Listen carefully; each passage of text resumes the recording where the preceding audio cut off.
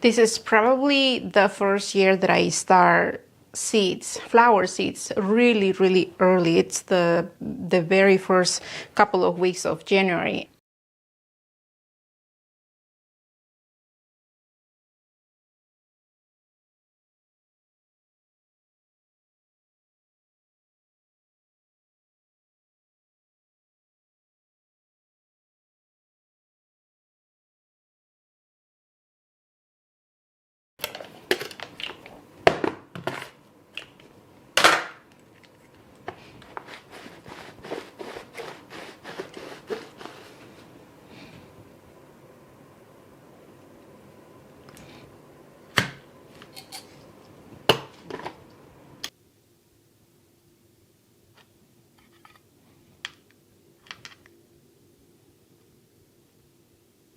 Some of these seeds do need light to germinate, others are okay being pushed down. I did push down the ones that needed to be covered with soil, but the ones that need light to germinate, I just put them on the surface. And what I'm going to do now is that I'm going to grab some vermiculite.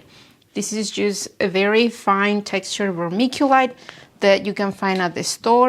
And because I am afraid that these seeds are going to dry because they're literally on top of the surface of the soil blocks, I am just very, very gently going to cover the top of the soil blocks with vermiculite.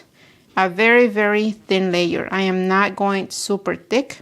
I just want to make sure that the vermiculite stays wet next to the seed.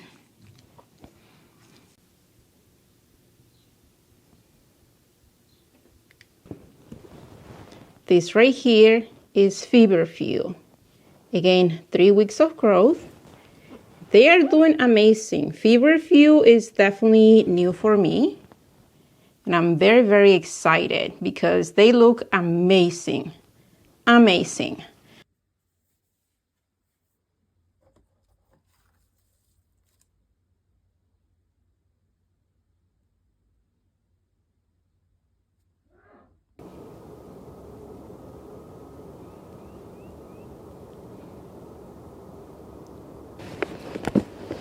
And over here on the side, this right here is Feverfew. And Feverfew I started on the 12th of January. So definitely around the 6-7 week mark. Look at that gorgeousness.